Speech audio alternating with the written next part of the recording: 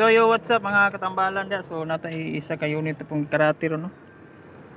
So Isuzu Giga 6WF1 ang makina. So ang concern ni busing mo ni driver dito. Check engine. So atong gi na problema ta kanya kay tagbo tag pangita sa asang OBD port ani. So kinahanglan gyud ig adapter. So mo ni ang OBD port mga katambalan no. Kini. So atong gamit ng scanner karon Ansel X7 24 volts. So naara da diri ang saksakanan. Tagbo patag pangita ganiha kay kinahanglan gyud sa adapter. So karon ato na ning na tan-aw mo ni ang mga trouble codes so. So ubay-ubay gyud siya.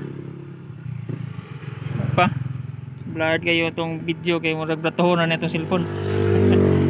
So testingan na ito ni og clear code ani unya og napagi mabili na ni. So OBD port mo ni nara diri loyo sa paniligid sa Isuzu nga 6WF1.